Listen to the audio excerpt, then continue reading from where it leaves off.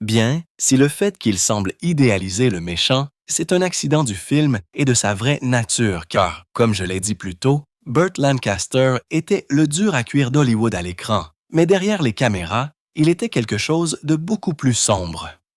Pendant des décennies, il a souri aux cérémonies de remise de prix et a serré la main de ses co-stars.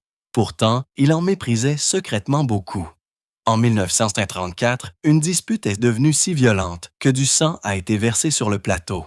Une autre fois, il a fait vomir un acteur célèbre avec un seul coup de poing. Sa haine pour Kirk Douglas était si profonde qu'il l'a fait pleurer en public. Et sa relation explosive avec une star légendaire a duré des années avant de les détruire tous les deux. Burt Lancaster est né le 2 novembre 1913 dans un petit logement exigu de l'East Harlem, un quartier difficile de Manhattan qu'on appelait Little Italy. Sa famille n'avait presque rien.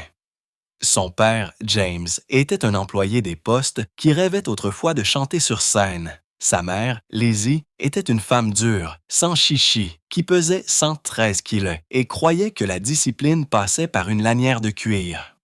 Un jour, Burt est rentré à la maison avec 500 de monnaie erronée, et elle l'a battu si sévèrement pour cela que la leçon lui est restée à vie. Il était l'un des 5 enfants. Bien qu'un frère ou une sœur soit mort jeune, ses 4 grands-parents venaient d'Ulster, en Irlande. La difficulté était dans sa lignée et la lutte tout autour de lui. Son enfance a été sauvage et dangereuse. Il errait dans les rues comme un chien errant, évitant la circulation et se faisant renverser par des voitures 8 fois. Il est une fois tombé d'une échelle de secours et s'est cassé le nez. À l'école, il a participé à une bagarre au couteau qui s'est terminée par une blessure. Bien que la blessure ait été infligée par un ami par accident, elle s'est infectée et il a passé près d'1 an au lit, frôlant la mort. Malgré tout, quelque chose en lui continuait de tendre vers le haut. Il a trouvé une sorte de sécurité dans les livres. Hemingway Fitzgerald, il dévorait leurs histoires à la bibliothèque locale. À l'âge de 14 ans, il mesurait 1,48 mais était devenu une star du basketball à la DeWitt Clinton High School, juste au moment où il trouvait sa voie. Sa mère est décédée d'une hémorragie cérébrale. Cela a brisé la famille. Pourtant, il a continué, obtenant une bourse d'athlétisme à l'Université de New York. Mais il a quitté l'université en 1932 avant de terminer ses études, poursuivant quelque chose de plus excitant. Il voulait rejoindre le cirque. Pendant la Grande Dépression, il a joué dans des pièces locales, entraîné des équipes de basketball et accepté tous les emplois qu'il pouvait pour survivre. Raccommodeur de papier, chauffeur de camion, cireur de chaussures devant chez Macy's. Il a même travaillé comme pompier et emballeur de viande. Mais c'est son talent acrobatique qui l'a vraiment distingué. Dans un grand magasin de Chicago, les clients étaient stupéfaits de le voir marcher sur les mains sur les comptoirs. Sa vie a pris un tournant décisif lorsqu'il a renoué avec Nick Crivett, un ami d'enfance qu'il avait rencontré dans un camp d'été dirigé par Union Settlement House. Les deux hommes s'étaient liés par un amour commun pour les cascades de cirque.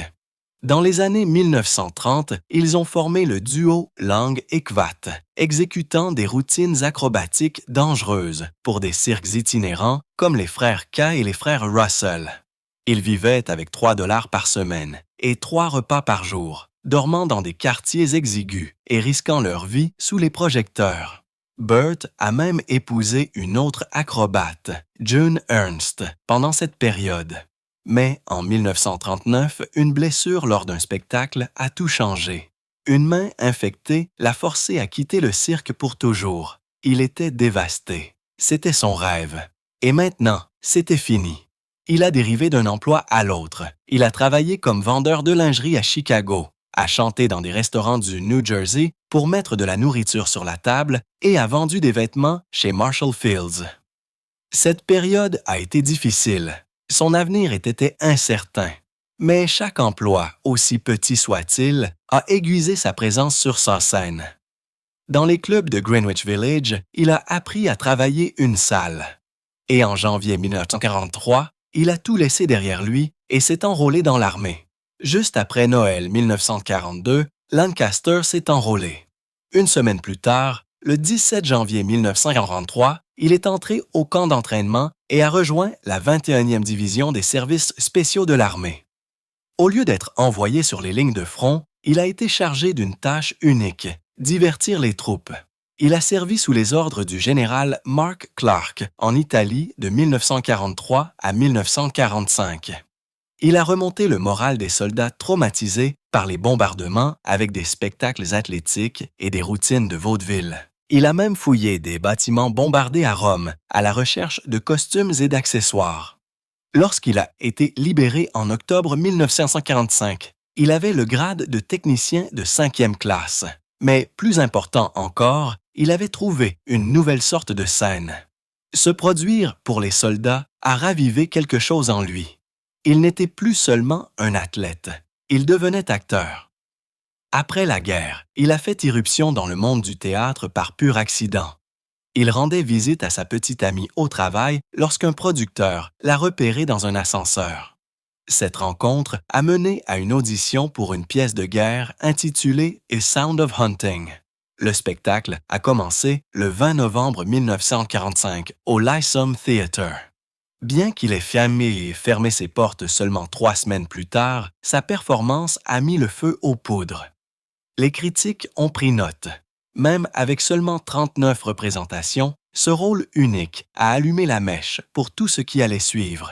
C'est pendant cette courte période à Broadway qu'un agent hollywoodien nommé Harold Heck l'a vu jouer. Heck ne voulait pas seulement représenter Lancaster, il voulait construire quelque chose avec lui. Il offrait plus qu'un contrat, il offrait un partenariat. Il a promis que d'ici 5 ans, il produirait leur propre film.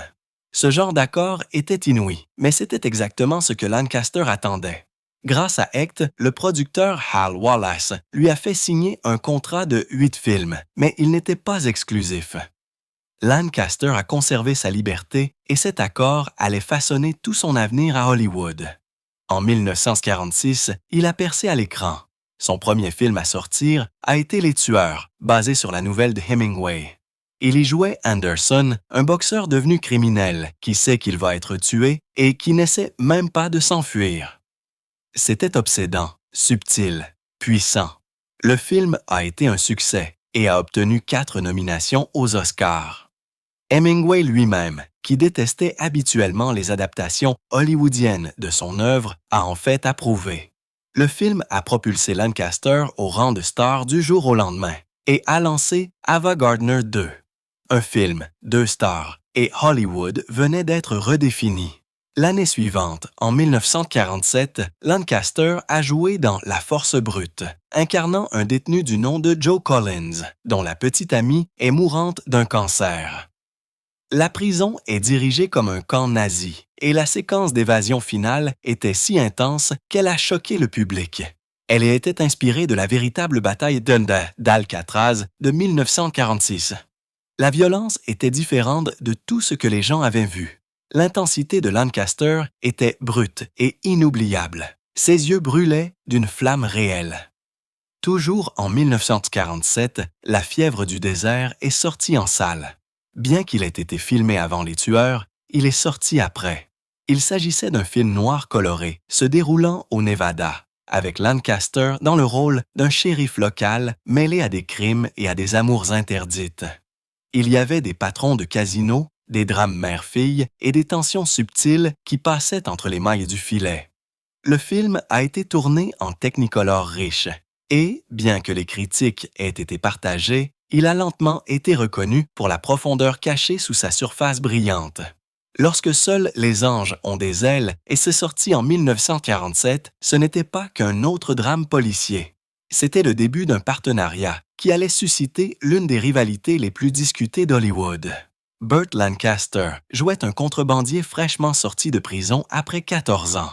Et Kirk Douglas était son vieil ami qui l'avait trahi et était passé à une vie glamour. Cette tension à l'écran, ce n'était pas de la comédie. Lancaster mesurait 1,48 et Douglas, presque une tête de moins, détestait qu'on le lui rappelle. Leur relation était bruyante, combative et souvent douloureuse. Douglas a même admis qu'ils se disputaient constamment, mais qu'ils parvenaient quand même à travailler ensemble. Lors d'un événement public, Lancaster s'est moqué de Douglas de manière si cruelle au sujet de sa taille que Douglas est parti en larmes. Des années plus tard, Lancaster dira « Kirk serait le premier à admettre qu'il est difficile, et je serai le deuxième. » En 1948, Lancaster a joué dans Ils étaient tous mes fils, incarnant le fils d'un homme qui cachait de profonds secrets de guerre. Le film, basé sur la pièce d'Arthur Miller de 1946, plongeait dans la culpabilité, la guerre et le prix à payer pour fermer les yeux. Son personnage devait faire face à la vérité au sujet d'un père qui avait vendu des pièces d'avion défectueuses qui avaient entraîné la mort de soldats. Le drame était lourd. Le budget était important, 2 millions de dollars à l'époque, et la performance de Lancaster y ajoutait un poids moral à une histoire qui reflétait le traumatisme qui planait encore sur l'Amérique de l'après-guerre. L'année suivante, Criss Cross l'a placé au milieu d'un violent triangle amoureux dans le centre-ville de Los Angeles. Il y jouait un homme à la poursuite d'un amour perdu qui se trouvait être avec un gangster. La ville elle-même est devenue un personnage du film, avec des scènes tournées autour de Bunker Hill et de Union Station, mais le film a failli ne pas voir le jour. Juste avant le tournage, le producteur Mark Hellinger est décédé d'une crise cardiaque. Lancaster voulait se retirer, mais son contrat l'a ramené en arrière. Ce qui a suivi est une histoire imprégnée de trahison, d'obsession et des ombres du film noir. Puis vint quelque chose de complètement différent. Dans Le Prince Vengeur en 1950, Lancaster a enfin pu montrer au monde ce dont il était vraiment capable. Avant Hollywood, il avait été un acrobate de cirque. Et maintenant, il volait à travers les écrans en tant que rebelle de cape et d'épée dans l'Italie du XIIe siècle. Il a réalisé toutes les cascades lui-même, allant même jusqu'à faire des démonstrations publiques pour le prouver.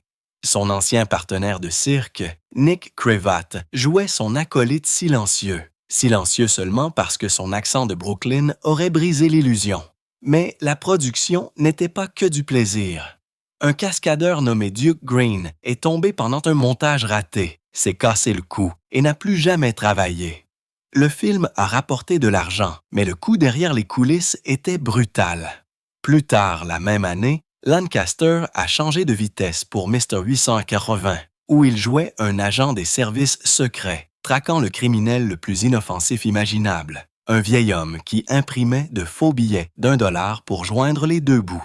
L'homme réel derrière l'histoire avait combattu pendant la Première Guerre mondiale et vivait dans la pauvreté, utilisant des billets contrefaits pour survivre avec moins que ce que le gouvernement aurait dépensé pour le loger. Il n'est jamais devenu riche. Et une fois attrapé, il a été condamné à un peu plus d'1 an, seulement 4 mois avec libération conditionnelle. Le film mélangeait le drame avec une étrange sympathie, et Lancaster a apporté du charme et de la détermination à une sonne histoire enracinée dans le gris moral. Mais 1948 fut aussi l'année où il décida de cesser d'être un simple acteur qui reçoit des ordres.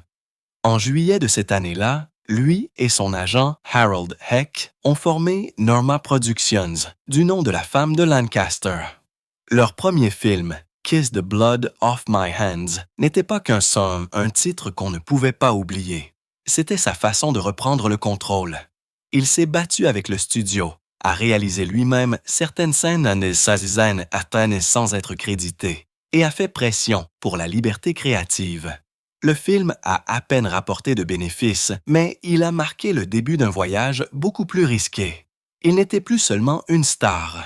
Il était un homme, prêt à miser son propre argent sur l'indépendance. Puis vint Le Corsaire rouge, un successeur spirituel de ses précédentes aventures acrobatiques. Bien que les détails des accidents sur le plateau n'aient pas été largement publiés, les gens se souvenaient du prince vengeur et du prix qu'il avait coûté.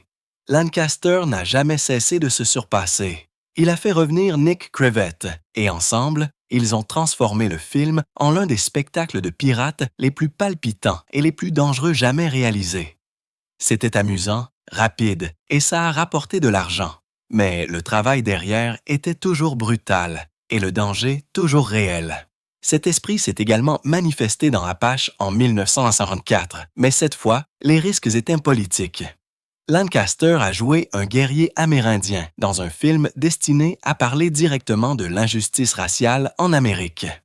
Acted Lancaster Productions venait de signer un contrat de 12 millions de dollars avec United Artists, l'un des plus gros contrats depuis Chaplin. Ils ont investi cet argent pour faire quelque chose d'audacieux, mais le studio est intervenu. Lancaster et le réalisateur Robert Aldrich voulaient une fin tragique, quelque chose de fidèle à l'histoire. Messiah abattu dans le dos alors qu'il essayait de trouver la paix. United Artists a dit non. Ils ont exigé une fin heureuse. Lancaster détestait ça. Aldrich aussi. Mais le moment était perdu et cela les hantait tous les deux. Malgré tout, le film a osé dire quelque chose de fort à une époque où la plupart des films restaient silencieux. En 1955, Lancaster croyait qu'il était prêt à réaliser. Il s'est attaqué à la Horde sauvage, une épopée Technicolor Frontier, avec lui à la fois devant et derrière la caméra. Il pensait même qu'il allait abandonner le métier d'acteur, mais la réalisation s'est avérée beaucoup plus difficile qu'il ne l'imaginait. Il n'était pas sûr de savoir comment se gérer lui-même, et cela s'est vu. Les scènes sautaient sans logique, les intrigues disparaissaient, et le film est sorti maladroit et inégal. Les critiques ont été dures. Le rêve de devenir réalisateur s'est terminé là. Un seul film dans ce qu'il pensait être une nouvelle vie. Mais en 1956, il a retrouvé son rythme. Trapèze n'était pas qu'un chat, un film. C'était un retour à tout ce qui faisait de lui ce qu'il était. À 43 ans, il est remonté sur les cordes, a réalisé des cascades aériennes qu'aucun studio n'autoriserait aujourd'hui et a refusé d'utiliser des doublures. Il jouait un homme brisé qui avait autrefois maîtrisé l'impossible, le triple saut périlleux, et dont la carrière s'était terminée pour avoir trop forcé. Le rôle était le reflet de sa propre histoire. Avant Hollywood, il avait subi une véritable blessure en 1939 qui avait mis fin à sa vie de cirque. Maintenant, il était de retour dans les airs, risquant à nouveau son corps. En tant que producteur, personne ne pouvait l'arrêter. Ses co-stars Tony Curtis et Gina la Brigetta avaient peut-être sa poste la vedette, mais la vraie star était un homme qui volait sans filet, à la fois à l'écran et en dehors. Et cette fois, ça a marché. Le film a été un succès. Son pari a été payant. Lorsque Burt Lancaster a endossé le rôle d'Elmer Gantry en 1960, il n'a pas seulement joué, il s'est transformé. Le roman s'ouvrait sur 5 mots simples. Elmer Gantry était ivre. Et Lancaster a pris cette phrase si au sérieux qu'il est arrivé sur le plateau effectivement ivre, titubant dans une scène de sermon crucial avec une intensité pâteuse. Il croyait que cela l'aiderait à capturer le chaos désespéré d'un homme qui prétend sauver des âmes tout en se noyant dans le péché. Ça a marché. Il a remporté l'Oscar, le Golden Globe et le New York Film Critics Circle Award. La bande-annonce décrivait Gantry comme un homme intéressé par l'argent, le sexe et la religion. Lancaster a rendu ce cocktail dangereux crédible et cela l'a consacré comme l'une des stars les plus audacieuses d'Hollywood. L'année suivante, en 1961, il s'est lancé dans quelque chose d'encore plus lourd. Dans Jugement à Nuremberg, il a joué Ernst Janning, un juge nazi hanté par ce qu'il avait fait. Mais en coulisses, ce n'était pas seulement le rôle qui causait des tensions. Lancaster s'est heurté à Spencer Tracy, et leurs différents styles de jeu ont créé une tempête. Un jour, Lancaster a même quitté le plateau après une dispute. Mais lorsque les caméras ont tourné, ils ont livré des performances qui ont laissé le public secoué. Tracy a prononcé un discours de clôture de 12 minutes en une seule prise, mais le silence hanté de Lancaster a frappé tout aussi fort. Le film abordait la culpabilité, la justice et la façon dont des systèmes entiers s'effondrent lorsque les hommes bons restent silencieux. Il se déroulait dans les cendres de la Seconde Guerre mondiale, mais résonnait dans le monde de la guerre froide de 1961. En 1963, il s'est retrouvé sous le soleil sicilien flamboyant, jouant le prince Don Fabrizio dans Le Guépard. Portant des couches de vêtements aristocratiques dans une chaleur insupportable, Lancaster s'est effondré à cause d'un coup de chaleur. Lorsque des paparazzis ont fait irruption sur le plateau en essayant de le photographier en costume, il a donné un coup de poing. Mais le film qui a émergé était quelque chose d'élégant et de hantant. Il racontait l'histoire d'une noblesse en déclin dans l'Italie du 19e siècle et les critiques l'ont plus tard qualifié de l'un des plus grands films jamais réalisés. Martin Scorsese a qualifié la performance de Lancaster de noble. Il se déplaçait dans le film comme un fantôme regardant son monde disparaître.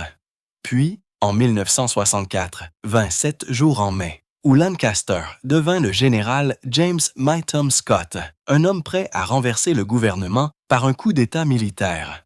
Le rôle était risqué. Il critiquait directement le macartisme et Lancaster a refusé d'édulcorer le message. Il savait ce qu'il faisait. Il a retardé la sortie après l'assassinat de Kennedy, disant que ce serait de mauvais goût. Le studio détestait les retards, mais Lancaster n'a pas reculé. Le réalisateur John Frankenheimer avait juré de travailler à nouveau avec lui, mais cette fois, il a qualifié la collaboration de l'une de ses meilleures. Le film était un avertissement tendu sur le pouvoir, la loyauté et la façon dont la démocratie peut mourir à la vue de tous. En 1970, Lancaster jouait dans Aéroport 70, où la tension n'était pas seulement dans le scénario. Pendant la production, une urgence aérienne réelle a forcé une évacuation complète du plateau. La panique était si réelle que le réalisateur l'a intégrée au film. Le personnage de Lancaster devait gérer une menace à la bombe et une tempête de neige tout en maintenant un aéroport en ruine. Dans une scène, un homme désespéré s'enferme dans les toilettes et fait exploser une bombe en plein vol. L'explosion déchire le fuselage et aspire l'air froid de la nuit. Lancaster mène l'atterrissage d'urgence, comme un homme qui a déjà vieilli de 2 décennies en une journée. Le film est devenu un géant du box-office et a contribué à lancer tout le genre du film catastrophe. En 1973, Lancaster a tenté quelque chose qu'il n'avait pas fait depuis près de 20 ans. Il a réalisé à nouveau. L'Homme de minuit était son projet passionnel. Il l'a coécrit, co-réalisé, produit et a joué le rôle d'un ancien détenu travaillant comme gardien de sécurité, pris dans un mystère de meurtre. Il a été filmé en Caroline du Sud à partir de février 1973 et a été présenté en première en mars 1974, mais il a admis plus tard que ce n'était pas son meilleur. Néanmoins, il a marqué les débuts de Catherine Bach et a montré que Lancaster était toujours prêt à parier sur lui-même, même lorsque c'était risqué. Mais le vrai retour en force est arrivé en 1980. À 66 ans, il a joué Lou. Pascal dans Atlantic City, un gangster vieillissant s'accrochant à des rêves perdus. Il a regardé le personnage de Susan Sarandon se baigner dans du jus de citron pour effacer les odeurs de bar à huîtres et en a, en quelque sorte, fait quelque chose de déchirant. Le rôle était profondément personnel. Lancaster vieillissait aussi. Le film a été tourné à la fin de 1969 et a remporté le Lion d'Or à Venise.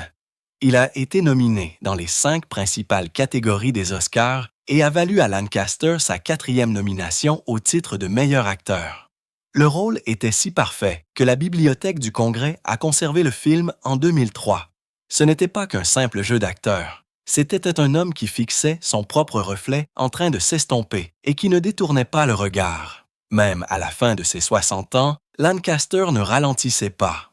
En 1952, il s'est rendu dans les Highlands écossaises pour tourner Local Hero, jouant un milliardaire obsédé par les étoiles. Il a enduré le froid glacial, le vent et les longues journées sans se plaindre. Son rôle était étrange et humoristique, loin de son personnage habituel, mais il y a mis tout son poids. Le film est devenu un classique britannique bien aimé et a prouvé que même maintenant, Lancaster pouvait encore surprendre les gens. Son dernier rôle majeur est survenu en 1989 avec Le Chant des rêves. Il avait 75 ans et était frêle. Mais lorsqu'il a joué Moonlight Graham, le vieux médecin qui avait autrefois rêvé d'être un joueur de balle, quelque chose de beau s'est produit. Le rôle lui a permis de s'adresser à tous les hommes qui avaient vieilli hors de leurs rêves. Le film a été un succès et la performance discrète de Lancaster a touché des millions de personnes. Mais la vie le rattrapait. Le 30 novembre 1990, il a subi un accident vasculaire cérébral qui lui a enlevé la parole et la mobilité. Il avait subi une chirurgie cardiaque en 1983 et maintenant, le rideau final approchait. Pourtant, en 1991, il a trouvé la force de faire une dernière performance. Il a joué l'avocat John W. Davis dans Separate but Equal, un homme qui avait plaidé pour préserver la ségrégation dans l'affaire Brown vs. Board de 1954.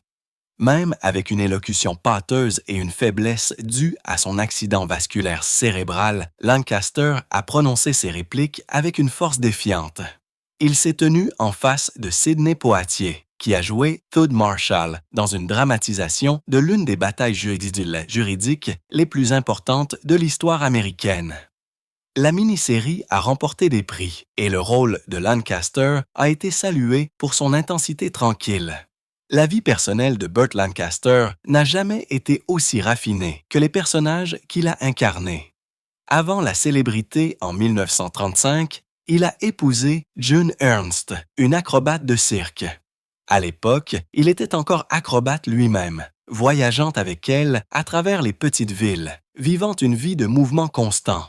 Leur connexion était réelle au début, mais la tension des tournées les a usés. Il y a eu des disputes et sa consommation d'alcool a empiré les choses. Personne ne s'accorde sur la date à laquelle le mariage a vraiment pris fin.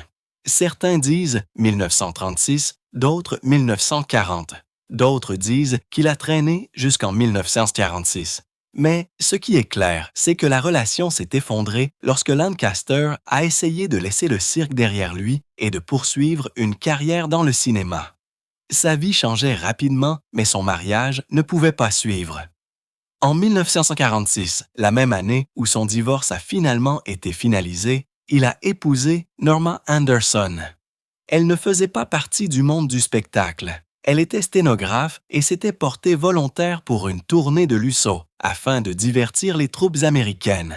Ensemble, ils ont eu 5 enfants. Sur le papier, cela ressemblait à une famille stable. Et à certains égards, c'était le cas. Burt et Norma étaient tous deux profondément attachés aux droits civiques.